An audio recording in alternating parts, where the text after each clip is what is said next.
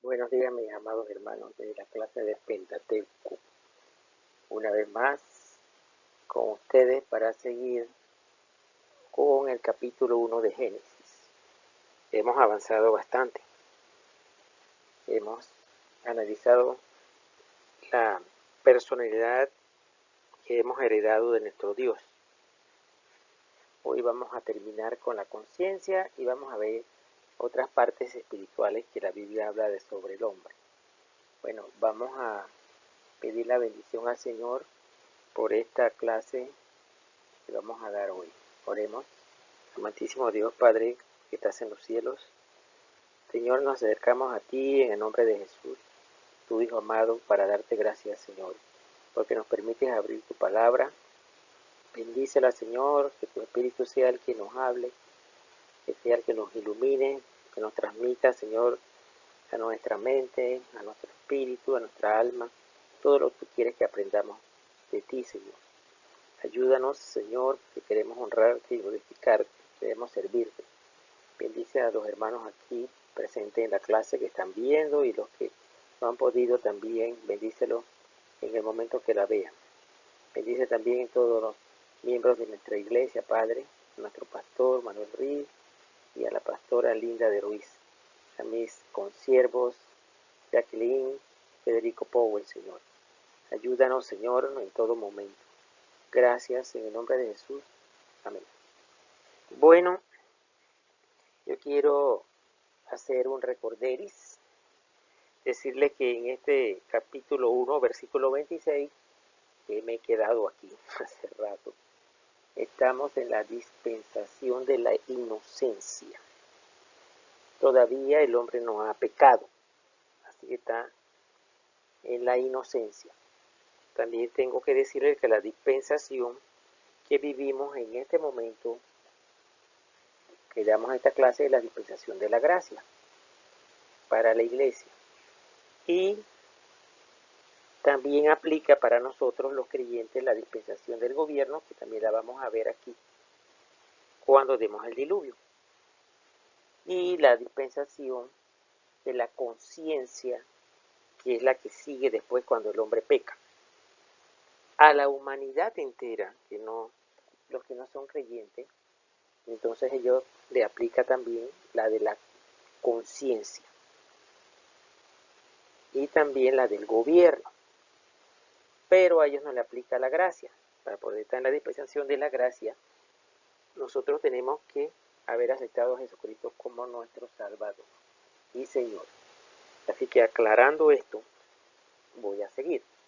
También apoyarme que nosotros somos dispensacionalistas, porque he estado viendo situaciones donde me han preguntado sobre el asunto de las dispensaciones. Hay otras corrientes entre cristianos evangélicos que no son dispensacionalistas. Otra que quiero aclarar es que nosotros también creemos que el Señor va a arrebatar su iglesia antes de la gran tribulación. Hay otras denominaciones, otras iglesias, otros creyentes que creen que la iglesia va a ser arrebatada en medio de la gran tribulación. Y hay otros que creen que va el rapto o arrebatamiento se va al final de la gran tribulación. Así que nosotros creemos, y su servidor que da esta clase, que los que estamos en la clase en Pentateuco, creemos que nosotros vamos a ser arrebatados antes de la gran tribulación. Y los que así no creen, bueno, ya tienen su derecho. Pero nosotros, entre los argumentos que tenemos, es que la iglesia no tiene nada que ver en la gran tribulación. Para eso nuestro Señor Jesucristo purgó nuestros pecados. ¿Qué va a pasar si la iglesia pasa? Va a haber entonces, va a purgar sus pecados los creyentes en la gran tribulación. Si la novia de Cristo va a ser arrebatada antes, porque Él la redimió, porque nosotros tenemos que estar en esto. Y esto no es hablarlo, esto yo lo estoy diciendo así, pero este es un estudio profundo. En el otro programa yo le voy a enseñar un libro que se usa en el Centro Bíblico Pentecostal, muy bueno, donde pone los 3 puntos de vista y los argumentos. Y usted ve que la conclusión es que nosotros vamos a ser arrebatados antes de la gran tribulación. Ustedes no le pongan atención a esto de lo que está saliendo cada rato en las redes sociales, donde salen inclusive pastores que tienen una cantidad de seguidores, y las personas que no han estudiado quedan todo confusos a profundidad. Yo me ponía a pensar, porque utilizan argumentos, y disculpa que me estoy extendiendo, pero esto está pasando hoy día. Y tenemos que aclarar más en estos momentos tan difíciles que está viviendo el planeta Tierra. Otro día, en algún momento se dará esto en alguna clase de doctrina o eventos del futuro. Pero se atribuye a los dispensacionalistas que dicen que nosotros ponemos fechas. Nosotros no ponemos fechas. Otras denominaciones han puesto fechas. Y yo no voy a hablar de ellas porque aquí no voy a estar haciendo recordar nada de esto, pero tantas denominaciones que ponen fechas y tienen sus grandes líderes que la fundaron, pusieron profecías que se va a acabar el mundo, tal fecha, que esto, que el otro, y fallan. Nosotros los dispensacionalistas no nos ponemos fecha. En todo caso, yo me ponía a pensar, si una persona cree que la gran tribulación, en medio de la gran tribulación, la iglesia de Cristo va a ser arrebatada, o al final de la gran tribulación, ¿esto no es poner fecha? Eso no es poner fecha, es poner fecha. Porque si yo estoy esperando el rapto ahora, yo no sé cuándo el Señor viene, yo no estoy poniendo fecha, pero si yo digo que la novia de Cristo va a ser levantada en medio de la gran tribulación, inmediatamente el anticristo se instala, yo tendría 3 años y medio, ¿no es verdad?, para saber que en 3 años y medio va a ser arrebatada la novia de Cristo, la iglesia. O que en 7 años va a ser arrebatada. Entonces, ¿quién pone fecha? Nosotros.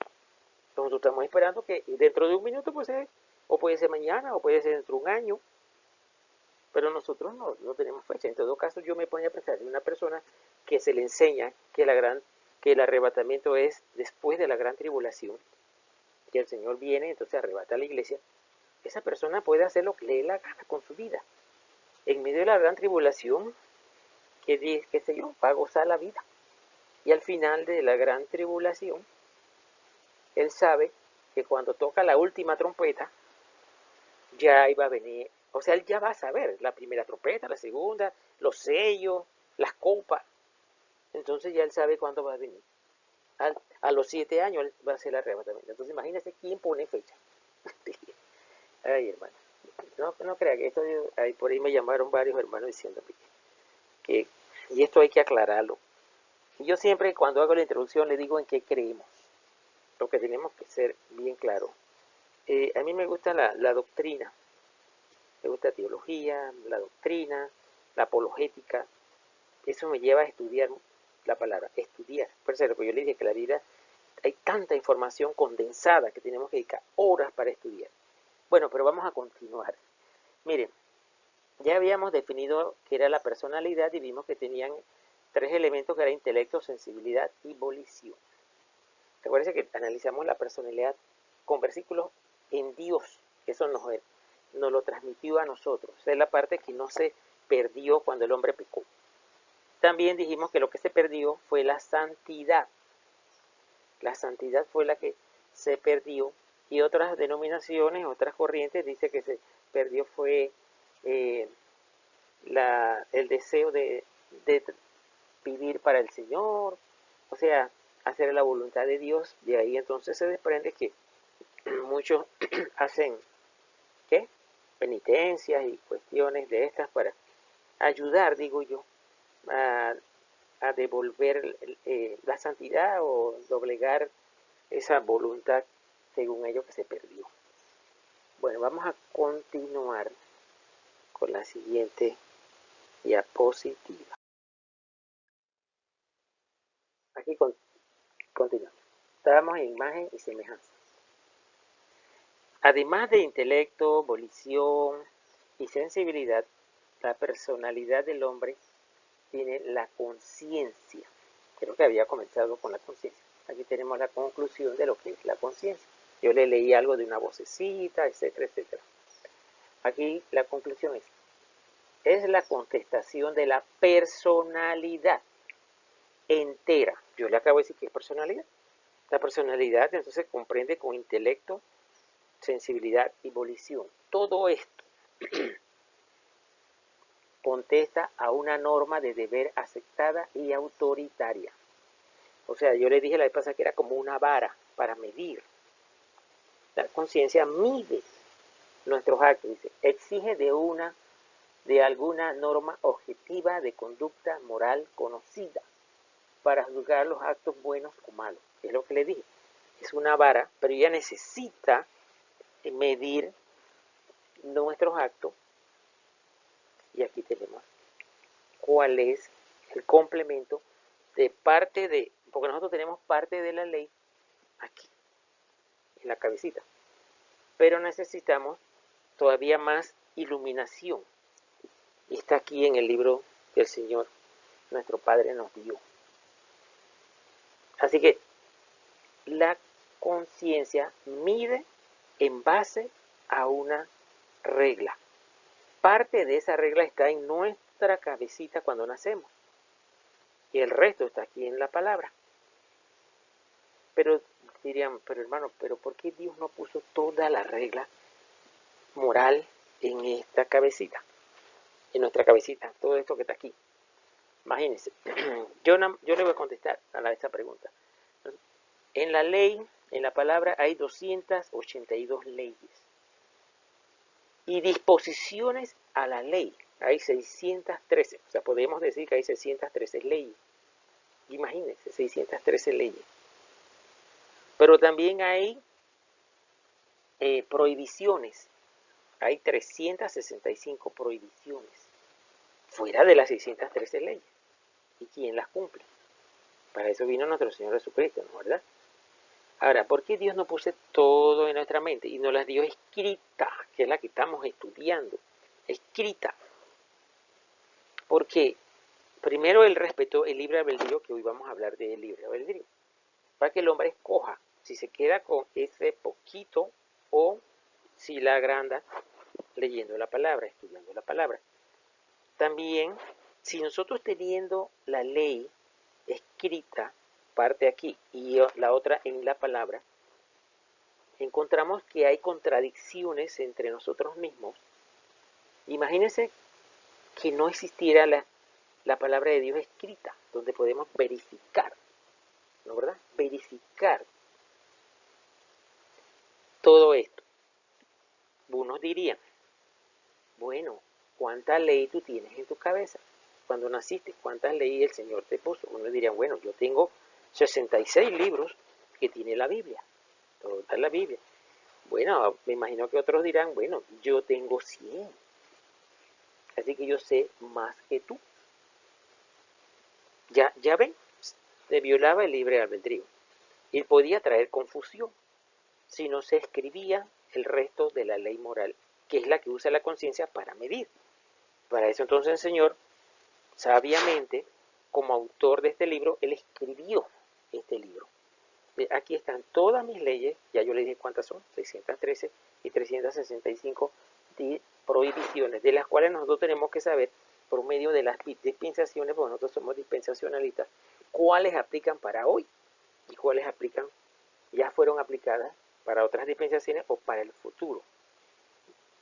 Eso no lo vamos a profundizar así, pero sí a medida que vamos avanzando en una dispensación, nosotros vamos a analizarla.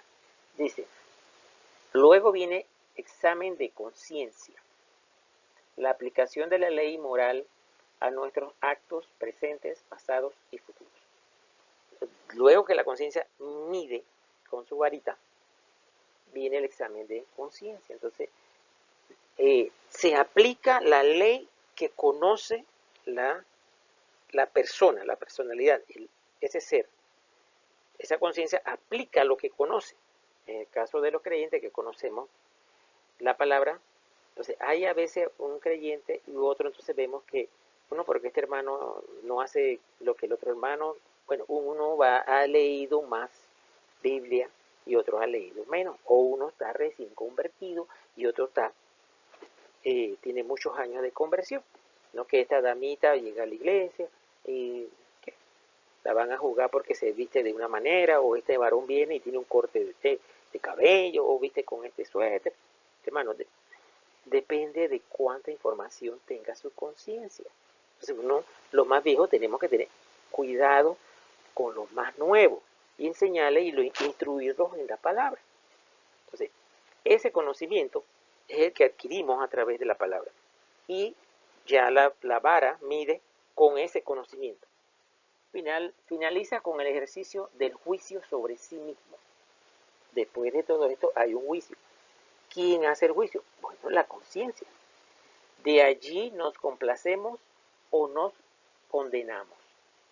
O sea que la conciencia misma nos va a complacer, hiciste bien o no lo hiciste bien. Ella misma, de acuerdo al conocimiento que tiene de la ley de Dios, dice, del primero un instinto del favor de Dios y su bendición. O sea, cuando estamos complacidos de lo que hicimos, bueno, sentimos que Dios está a nuestro favor y nos bendice. Del segundo, un desfavor de Dios, o sea, vemos que Dios no está de acuerdo, y expectación de castigo. Eso es lo que le pasó a Adán y Eva. Entonces se crea en nuestra, de ahí la conciencia, bueno, yo hice mal, y entonces uno queda incómodo porque ve que Dios no está a favor de lo que hicimos y que va a venir un castigo, y sí va a venir un castigo. Así que esto es la conciencia, la que cuando nosotros nos acostamos y nos dice, y hay que obedecer esa vocecita. Y acuérdense que usted la puede pulir a través de la palabra. Yo termino ahora, ya hemos hablado de intelecto, de sensibilidad y volición. Y ahora conciencia. ¿Qué nos falta? El libre albedrío. En la siguiente diapositiva vamos a hacer el libre albedrío. El libre albedrío. Continuamos. Sería el último de lo que es la personalidad, porque ahora van a haber más elementos. Yo me ponía a pensar, ¿qué dirán los hermanos que estamos dando Génesis y que estamos metidos en esto? Y bueno, hermano, estamos en Génesis 1:26. Yo me ponía a pensar, si esto se diera siempre a los creyentes, ¿no verdad? Nosotros nos conoceríamos nosotros mismos y veríamos nuestros errores. Le voy a dar en el otro programa también 3 libros de un autor muy, muy famoso, Watchman Nee Tusen, Cuerpo, Alma y Espíritu, donde él separa el cuerpo, donde se separa el alma y donde se separa el espíritu, y cada uno tiene sus propias cualidades. Bueno, el libre albedrío. Definición. La facultad de escoger racional y responsablemente en cuanto a carácter y conducta. La facultad de escoger racional, o sea, con la razón. Para llegar a un fin, tiene que haber motivos. Estos motivos son juzgados por un juicio racional y es cuando surge la elección o decisión. Es lo que llamamos libre albedrío. Pero siempre va a haber motivos para llegar a un objetivo, a un fin, como dice aquí, un fin determinado. Pero esos motivos nos van a llevar si hago o no hago. De ahí viene un juicio racional, o sea, con la razón. Y es lo que nosotros decimos, lo hago, libre albedrío, o no lo hago, libre albedrío. Yo voy a darle, por ejemplo, un ejemplo. Una persona quiere estudiar una carrera. Su motivo es superarse. Querer superarse de donde está viviendo, o sea, ser un profesional y vivir mejor.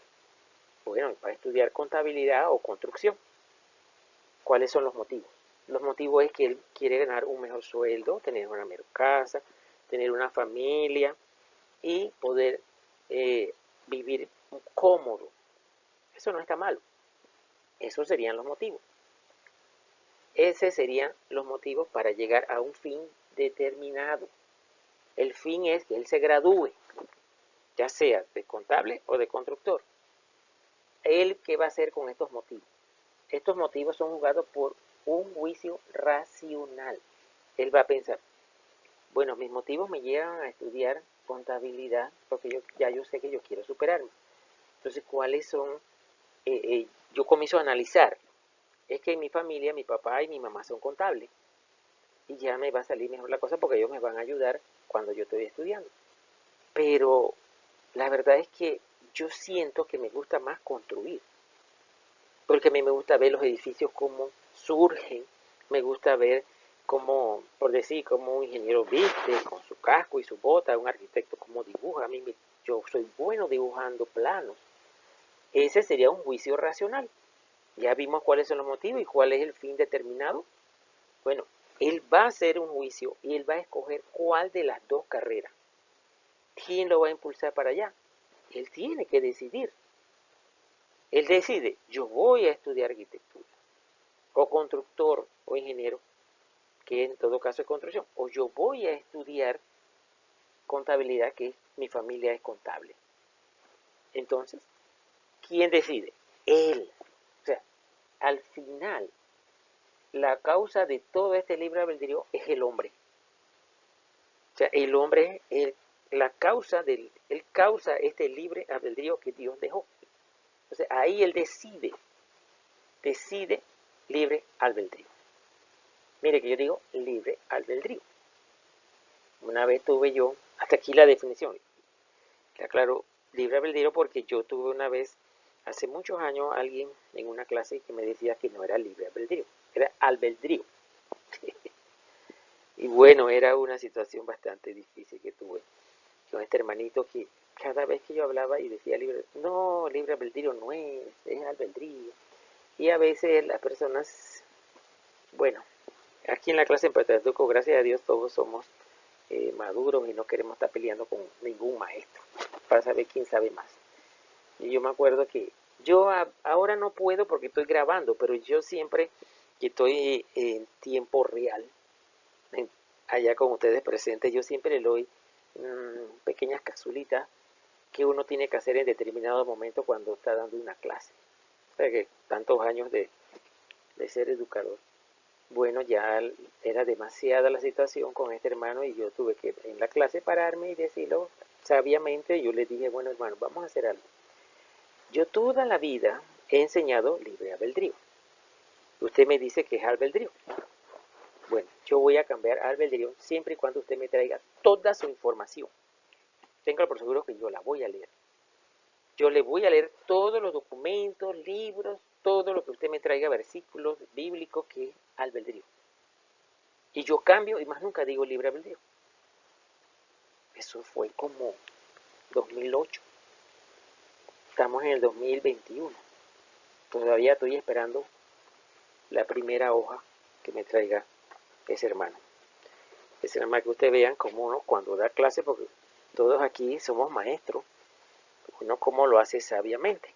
Yo no peleé con él, él siguió en la clase y nunca más habló. Yo me acuerdo que la esposa estaba ahí y cuando yo le dije eso, yo vi el codazo que le dieron por aquí, por el costado. Como quien dice, te lo buscaste. Ahí dándole a ustedes una cápsula de cómo no debe proceder a veces con ciertos hermanos. Entonces ya terminó con libre albedrío. Todo esto forma parte de la personalidad que hemos heredado de nuestro Padre Celestial. Esto no se perdió, aunque el hombre pecó. Esto está aquí, en nosotros.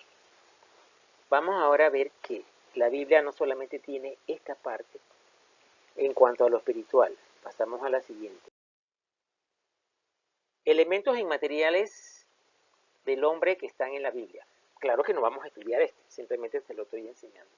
Yo le decía que me ponía a pensar que esto había que enseñarlo desde un principio cuando estábamos dando Génesis. Digo, no he hablado con Jackie ni con Federico para esto, pero como yo tengo libertad de cátedra y el director, el hermano Dixon y la hermana Esther y el hermano Luis, aquí nos dejan, después que uno no vaya en contra de la doctrina, lo dejan enseñar. Otra de las cosas que yo voy a dar, que he estado pensando, hermanos, que al final de esta parte dice la palabra hagamos, hagamos. Porque por ahí hay una confusión que dice que Dios hablaba con los ángeles. Nosotros creemos que era el Padre, el Hijo y el Espíritu Santo. En cuanto al Padre, ya yo le expliqué, le enseñé es una persona, tienen todas las cualidades. En cuanto al Hijo, no hay ningún problema. En cuanto al Hijo, porque el Señor Jesucristo vino a la tierra y se encarnó, tomó cuerpo de hombre. El problema está en el Espíritu Santo. Y ustedes van a ver que yo voy a dar el Espíritu Santo. He sentido que debo de dar, comenzando Génesis, que ahí no estaba Dios hablando con ningún ángel. Dios estaba el Padre, el Hijo y el Espíritu Santo. Y yo tengo que demostrarle, en una de estas clases le voy a demostrar que el Espíritu Santo es una persona. No voy a mencionar, pero ustedes lo saben que donde hay corrientes por aquí muy fuertes, en Panamá y en el mundo entero, de que dicen que el Espíritu Santo no es una persona, que es una fuerza, que no sé qué, que es esto. Nosotros creemos que es una persona a la cual hay que respetar. El Espíritu Santo es muy sensible, porque Él se contricta, y el que da convicción de pecado es el Espíritu Santo. Usted no puede ofender al Espíritu Santo porque Él es el que le toca dar convicción de pecado. Por eso que no se perdona la blasfemia contra el Espíritu Santo. Y yo le voy a enseñar que el Espíritu Santo tiene intelecto, tiene volición y tiene sensibilidad. Si nosotros vemos esos tres elementos, es una persona. Es una persona. Y ahí más adelante lo van a ver. Yo decía que esto debe comenzarse desde un principio. Así nosotros no vamos a tener.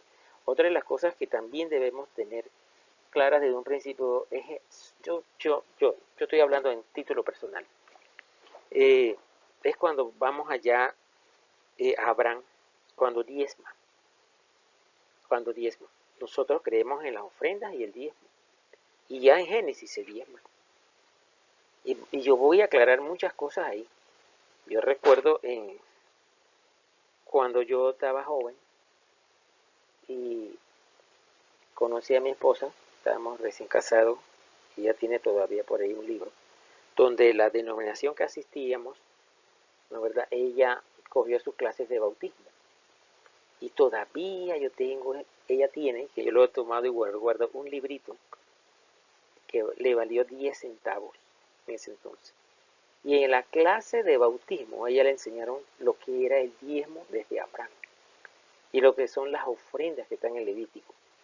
No voy a decir esa denominación, cuando usted me busque por allá, usted me va a decir qué denominación era. Aquí no la voy a mencionar.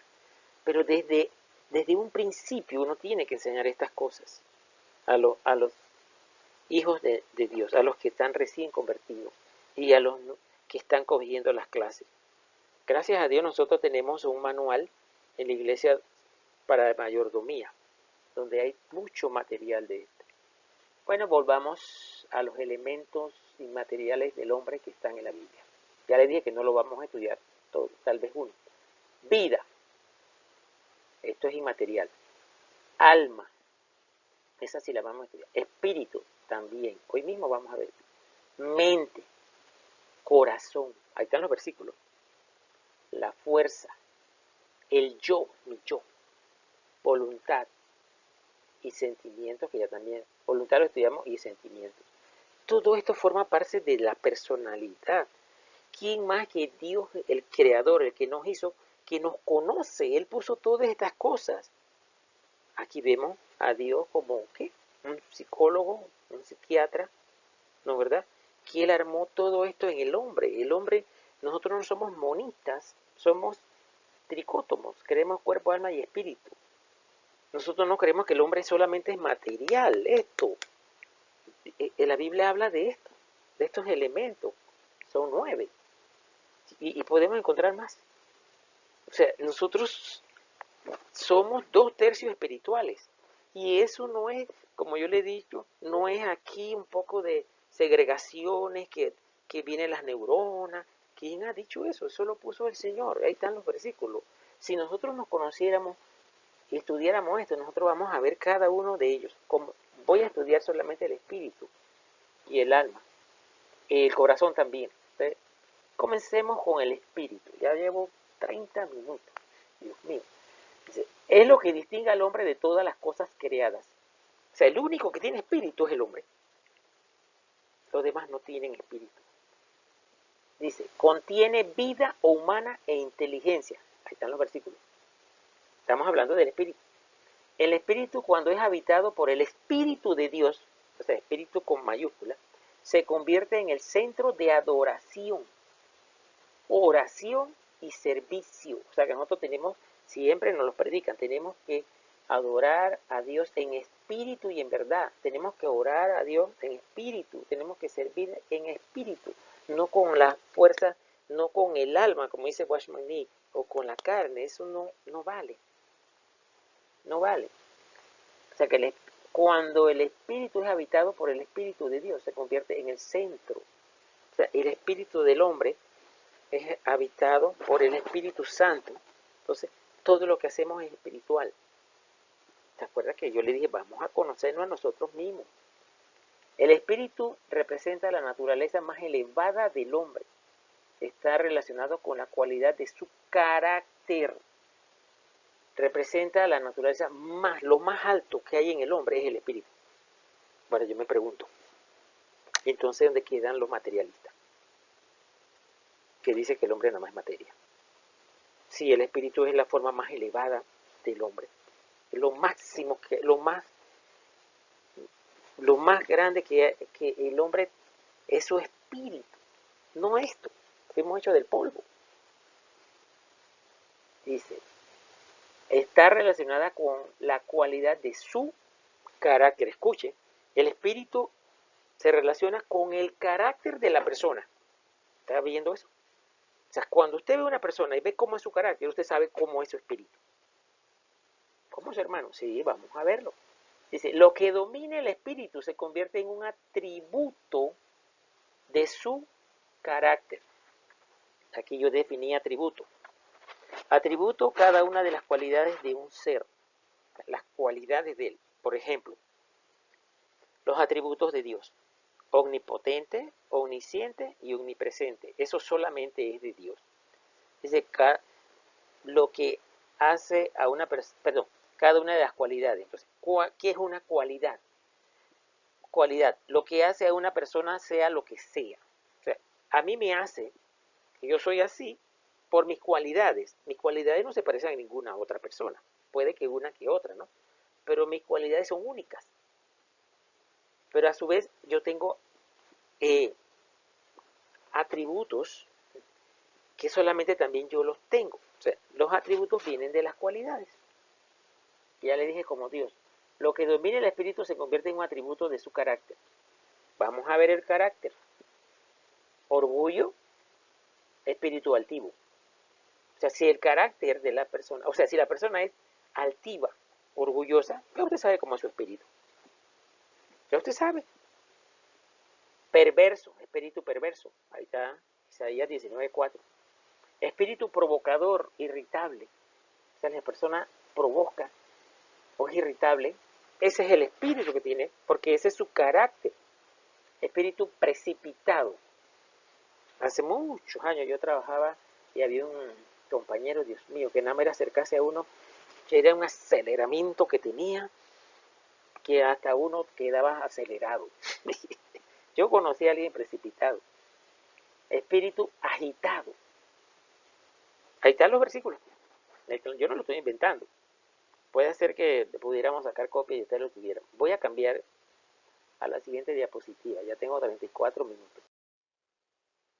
Espíritu contrito y humillado. O sea, ya estamos cambiando a lo que la palabra dice.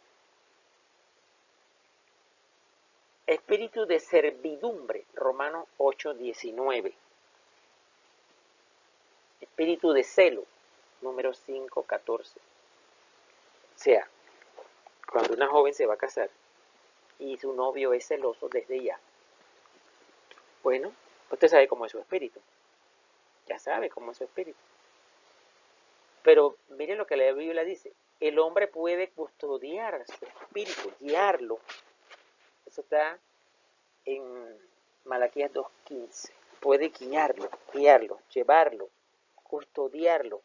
O sea, la Biblia nos está diciendo que nosotros podemos custodiar nuestro espíritu, custodiarlo. O sea, podemos regenerarlo, cambiarlo a través del Evangelio de nuestro Señor Jesucristo. El hombre puede enseñorearse de su espíritu, Proverbios 16:32. Acuérdense de su espíritu, o sea que el hombre puede dominar su espíritu. Sí, eso lo dan allá en la clase de Espíritu Santo, cuando profetizan varios, ¿no verdad? Ahí se da esa parte, que el profeta puede controlar su espíritu, no el Espíritu Santo, su espíritu. No voy a profundizar en esto, porque yo no estoy dando Espíritu Santo. El hombre pierde la batalla cuando la vida natural, o sea, el alma, toma el control. El espíritu pierde la batalla cuando la vida natural, o sea, el alma, toma el control. Acuérdense que el alma peca. El alma que peca muere. Entonces, ese conflicto que vamos a ver allá en Génesis capítulo 3 del pecado, el alma con el cuerpo tomaron el control, se apoderaron del control y el espíritu quedó opacado. El espíritu del hombre. Entonces el Espíritu Santo, ya lo leímos, se comunica a través de nuestro espíritu. Él se comunica. Y si el espíritu está opacado, muerto, estoy hablando del espíritu del hombre, y el alma es que predomina, ¿qué usted cree que es el alma? El alma, ya me estoy adelantando, tiene que ver con los sentimientos. Tiene que ver con los sentimientos. Entonces sigue. El espíritu pierde la batalla cuando la vida natural, alma, toma el control. Se convierte en perverso, o sea, en carnal. De ahí entonces que las personas, bueno, ahí lo dice, perverso. Entonces usted sabe qué espíritu tiene esa persona. Espíritu perverso, espíritu, bueno, todo lo que hemos definido aquí. O sea, en carnal, o sea, que quiere satisfacer nada más los apetitos de la carne, que sea robando, fornicando, grosería contra sus padres, contra su familia, maldiciendo, o sea, ya el espíritu está controlado por el alma. Entonces el alma no busca nada bueno. Se necesita un nuevo espíritu. Eso está en Ezequiel 18:31 y el Salmo 51:10. Nosotros, como dice el sabio Salomón, nosotros debemos cuidar nuestro corazón, por ende nuestro espíritu. Tenemos que tener cuidado. Yo quería traer esto, y aquí termino, 38 minutos, para que desde un principio sepamos qué somos. Ahora estamos con el espíritu. En la siguiente clase que voy a grabar de una vez, vamos para el alma. El alma también forma parte de esta parte, de esto inmaterial. Y el corazón, cuando la Biblia habla de corazón. Bueno, mis hermanos, un placer haber estado con ustedes este domingo tan precioso. Voy a terminar aquí y ahí inmediatamente empiezo la siguiente clase del otro domingo. Bendiciones.